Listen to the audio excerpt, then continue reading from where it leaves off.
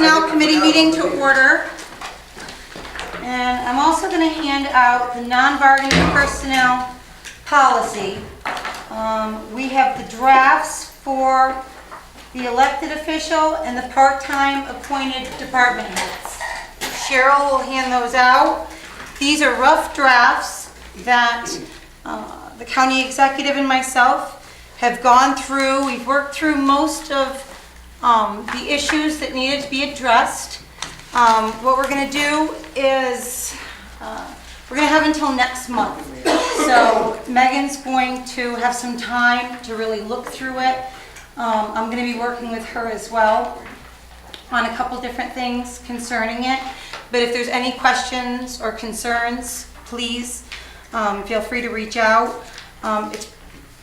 It's pretty straightforward. It just cleans it up. There's no surprises. There's no salary schedule. But, oh, it is in here? Please, Matt. So, in our discussions on how we're going to go through this process, what we decided was that essentially I would do a draft with input from Barb, and it'd be sort of the executive draft, and then I would present it to you for your review, consideration, changes. So, for example, the salary, the percentage increases were 1, 1.5, and 2 with a retro in 2015. You know, we've considered a couple options. That was the one I decided to go with. Obviously, you know, it's for your consideration at this point, and I'm certainly open to talking about making any changes you feel appropriate. But I think, you know, that's what we're here to do over the next month. Feel free to come talk to Barb or I about the policy. Also, we're still just crunching some of the numbers on the additional costs associated with the raises. I should have that to you very shortly. I just wasn't 100% confident in some of the numbers, so I didn't want to give you something that I might change. So we'll email that out to you as soon as we get it after we talk to Sean. But you'll see any of the changes in the previous policy are in green, and we'll take it from there. So we got a full month before personnel next month, and you know, we can hopefully work out any issues that we have in that time or any changes, and we try to be mindful of, you know, the opinions of the legislature in drafting this, and you know, I'm sure we're going to have a discussion about a bunch of those items as we move forward. Thank you. Okay. Thank you. There are some things that I'd like to speak with the legislature about. Some of this is the first time I'm seeing it. And there are some things that we've discussed that there were, you know, we did have some good discussion about. So that's why we have a good month to go over it and come back at it. Thank you very much. In the month of May.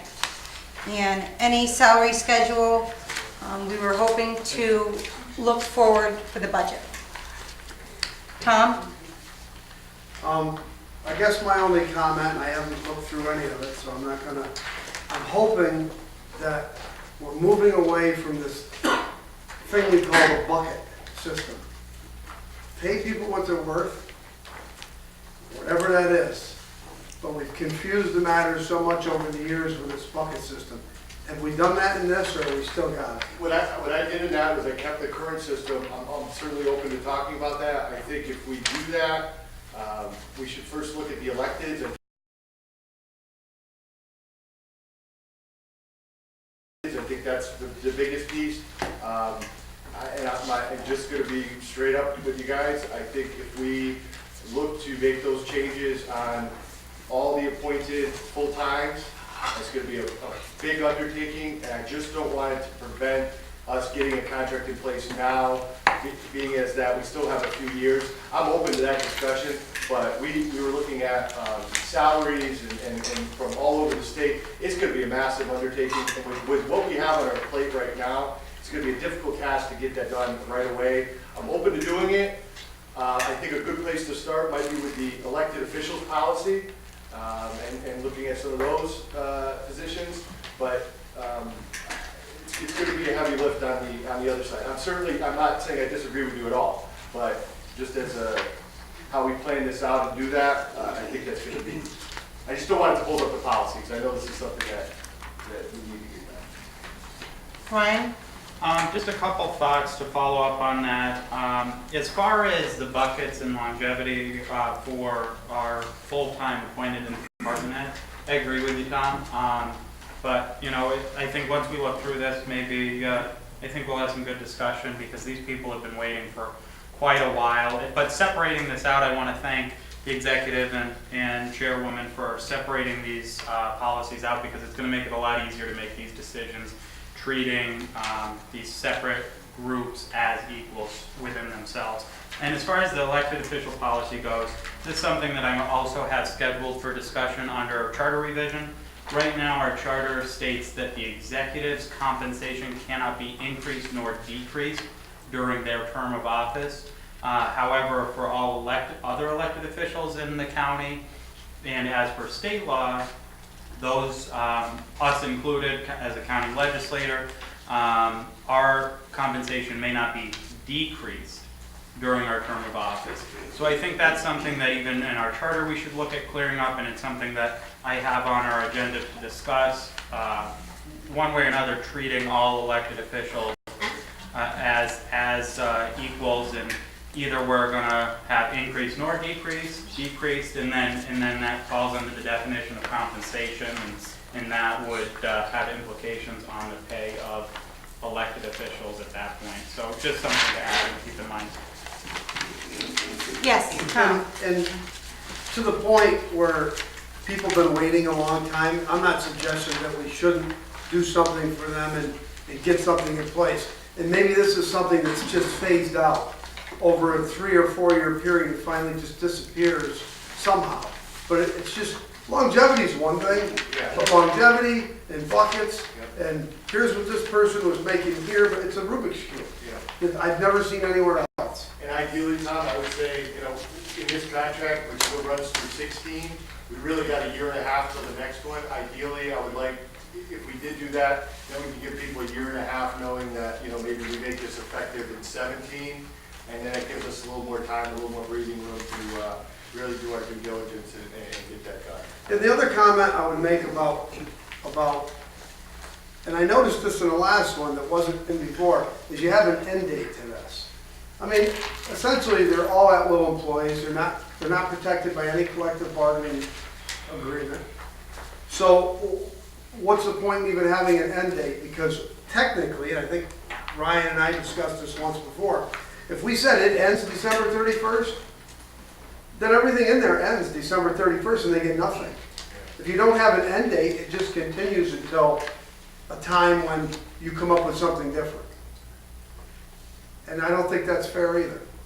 So, you know, I would suggest maybe that we're you know, you're running it from January 1st, 2013, you're going retro, and then it just continues on. Doesn't mean it's increasing, doesn't mean it's decreasing, it's just there until we come up with something different. Because I was going to argue the point this time. I'm not going to, because really that ended in 2000, whatever the date was on it. 14. So somebody could argue that those people shouldn't be getting anything there, and I don't want to do that to them. I think moving forward, you shouldn't have the end date. My opinion.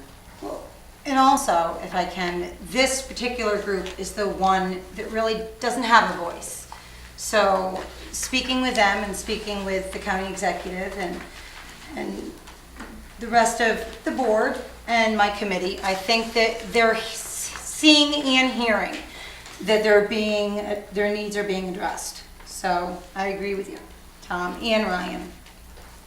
So that aside, is there anything else under discussion? Okay, moving on to the first resolution. The resolution eliminating the senior account clerk typist position and establishing a new index recording clerk position. I will sponsor. I need a second. Second. Ryan. Helen is here. I'm going to allow her to speak. If I can just add to start off, I do support this this resolution as she runs her department so efficiently, and this is just one more example of how efficiently she does run it. So if you could give us a little bit more information on the position. if anybody needs information. My senior account clerk typist left my office, a very good worker, to go to social services for an upgrade, which you can't blame her, you Right. know. So left a vacancy, and when we looked at this vacancy, we thought about upgrading the position, but in the summertime, we really have a hard time with the hours, and the senior clerk couldn't do everything that the index clerks could do. So now if I get the index clerk, everybody will be the same, we'll all be equal. And it doesn't cost the county any extra money. In fact, to start with, they'll start at the base salary, so there'll be just a few bucks that the county will save. And that way you can rotate everybody around and more efficient. And the reason why the salaries are the same is all the FICA and everything's, it's apples to apples, so it's even, except you said it might be a little bit, couple dollars less? Right, yes. Excellent. Is there any other questions? Wishes of the committee? Full board. Beautiful. Okay, next resolution. Resolution establishing a full-time director of community service and amending the 2015 operating budget. County executive. I'll sponsor. Tom will second. I see that Jim Gamere is here, who's given wonderful service to the county. This is a position that we need for the county. It's state mandated. I've had a lengthy discussion with Megan. Do we have any particular questions that either, Tom? Megan, could you just explain why we're at where we're at with this, just so everyone understands it? I mean, Ryan and I talked a little bit about it, but, you know, we've always are used to having this part-time position. Now all of a sudden we're talking about this, and you know, some out there may think, oh, we're adding another full-time. Could you? Sure.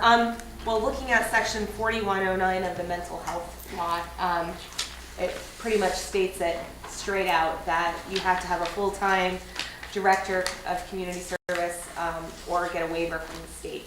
So my understanding from discussions with personnel is the way that that's being recommended is just to go with the full-time and be in Never had a compliance with the waiver law. before.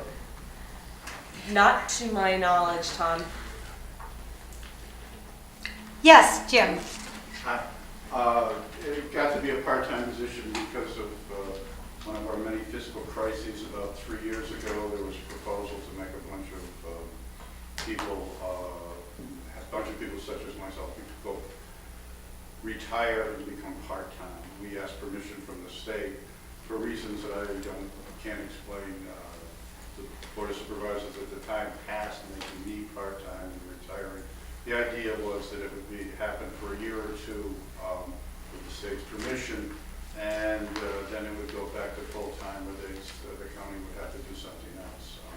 The possible merger with Fulton County was also explored, which so far hasn't worked out. But so the idea was that this was just going to be a temporary fix to get through a fiscal crunch, and then you go back to a full-time position or some full-time-like relationship that the state was more comfortable with. At the present time, we're actually giving money back to the state because we could take more money from them if we were actually spending more money.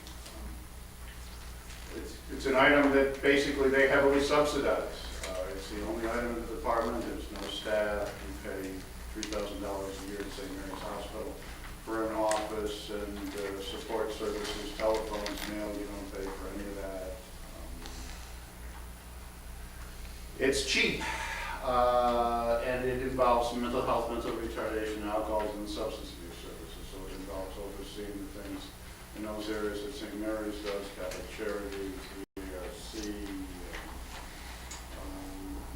HFM Prevention Council, National Alliance for the Mentally Ill. That's what the position's all about. So I mean, I certainly think that, the money's there. It will cost you a little more money to go full-time, but it is a heavily subsidized item. Thanks, Jim. Thank you. What I also understood when I looked into it is with special circumstances, we were able to when we were on the Board of Supervisors. So, but this is a mandatory that we have to move into this right now. So, to meet the requirements. Do you have a motion? Wonderful. Okay. A second it. Yes, Tom? We don't have it. You made the motion, Wait, I yeah, seconded it. Are you motioning to move to, No, I didn't know we had a motion. Yes, I sponsored it, and I Okay. believe Tom seconded it. I'll move it to the full board. Move to the full board. Full board. Okay, there we go. Okay, the last resolution is establishing a senior planner, a GIS position, and amending the 2015 operating budget. That's under economic development and planning. And Tom will sponsor that, and Roy will second. Okay. To give a little bit of information on this, I spoke with the county executive, and the sheriff came to him with about $40,000 worth of GIS services needed. So with that request, it only seems fiscally responsible unless this is a one-time service needed, is this something we need in the county? And I believe that planning is something that we could invest in. It's something that we need to grow economically from the structure. I think that speaking with Ryan, it's something that he has a good input on. We do have a couple choices. I know that Ken is here for any questions.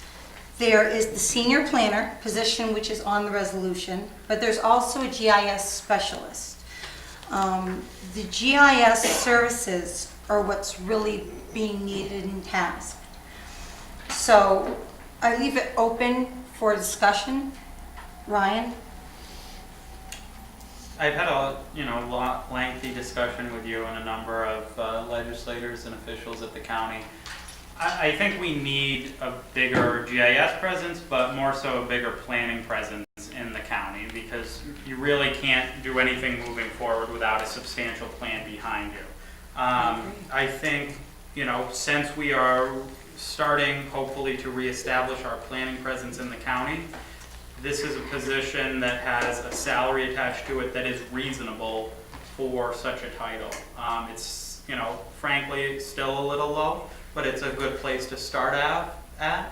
And I think the benefit of having somebody that's a planner that is also qualified to do GIS work is that if there's any lull in the GIS work, they can aid our senior planner, our county planner in working on, on county plans. And hopefully, if this legislature sees fit, in the next couple of years after restaffing, reestablishing the municipal assistance program and actually putting some weight and money behind our planning program to get our county on the right track as far as that's concerned. I think one of the things that we're all hearing in the community is about positions. And I hear it and I empathize with it, but this is one of those positions that it's not a position, it's an investment. And we need the people that work for Montgomery County to work for the people of Montgomery County. And this service is something that's greatly needed. Just from the request of the sheriff, it's already filled. I would love for Ken Rose to speak and kind of give a little bit more, and I noticed that our senior planner is here, and I thank you both for coming. They can give some of the needs that could be filled by this position and why the minuscule amount from the GIS specialist to the senior planner, how that would be such an attribute for the county. Thank you, Ken.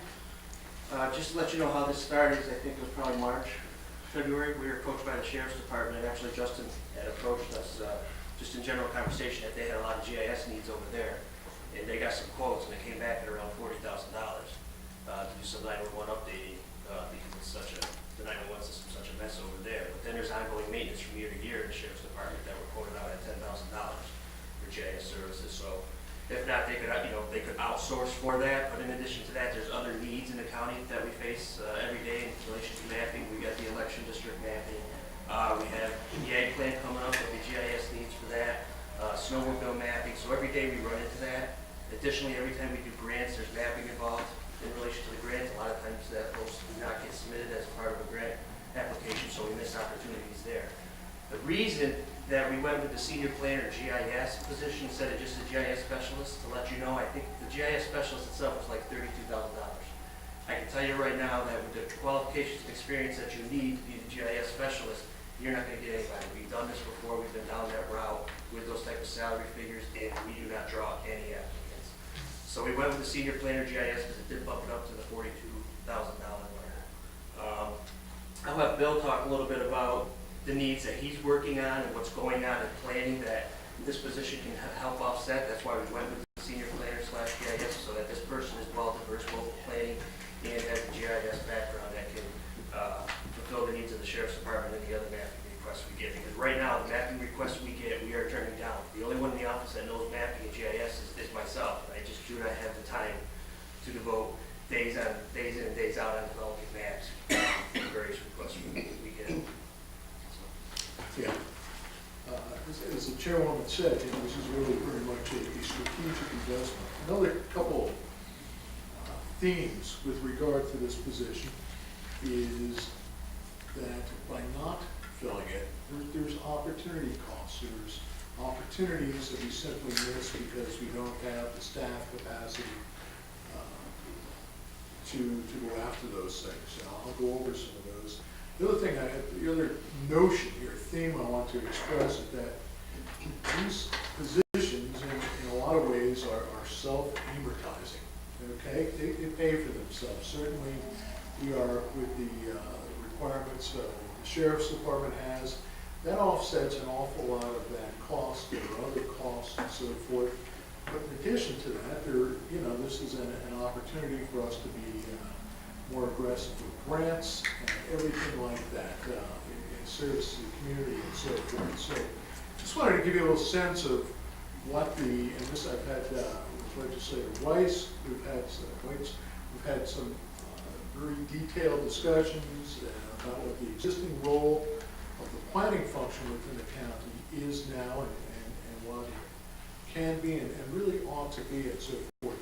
So right now, just to give you a little sense of the position, about half the time is actually spent working on local government efficiency stuff. That will it's a very important strategic function that will probably, it's hard to come up with a figure right now, but that'll start to create a structural savings that will certainly exceed $1 million. I'm going to be very modest in my projections there. So that's a big deal, okay? But it requires a lot of time to take that from the ideas that have been coming out of meetings and put that into practice. So that's about, probably a half-time job. As Ken mentioned, we get funding with the project that you folks supported to do an update to the agricultural plan for the county with an emphasis on economic development. We are wrapping up our all-hazard mitigation plan for FEMA. We are sponsoring a meeting that's going to take place in early May on the governor's broadband initiative. We are looking at different energy initiatives that are coming out of the governor's office right now. There is a solid waste plan that needs to be completed. There is the ongoing work of working with the Montgomery County Planning Board. We're fortunate to have a very good board there.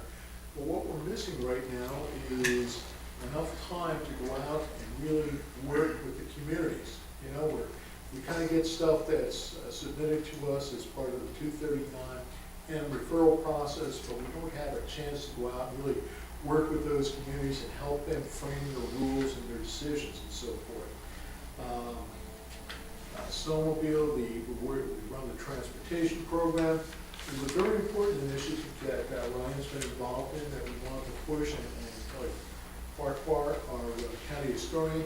That's a cultural resources survey, which is to identify all the buildings that within the villages, particularly along the river and some of the outlying communities that have historic structures or potentially historic districts, because the tax credits associated with that designation are going to be key to getting investment in those buildings. There's in certain instances, there's no other way. But that's a lot of day-to-day work and so forth. We're looking at different business incubator models right now. What we're gearing up to do simultaneously here this year is, this is a grants part of it, which is to work on the consolidated funding application grants, to work on the Mohawk Valley 500, which is part of that program where the governor set aside $1.5 billion with 3 regions to get it, but we're participating in that. We do a lot of other grants, such as we just did the grant, the CDBG grant that kept Mohawk, Amsterdam printing here and so forth. And so that's really kind of, the panoply of services that we offer, and to do it effectively, we just need some, additional staff enhancement, and that, I think it's money especially well spent, and, the dividends far exceed the investment. So that's my spiel. Thank you very much. I know the Amsterdam print was a wonderful coup for your department, and I thank you for that. Move it to the board. Move it to the board. Yeah, one of the things I just wanted to add is we're going to put the FICA and all of the additional numbers to make it more appropriate by the full board. Okay, to the full board. Okay. Anything else? Under personnel? Motion to adjourn. Approved. Okay. You all set?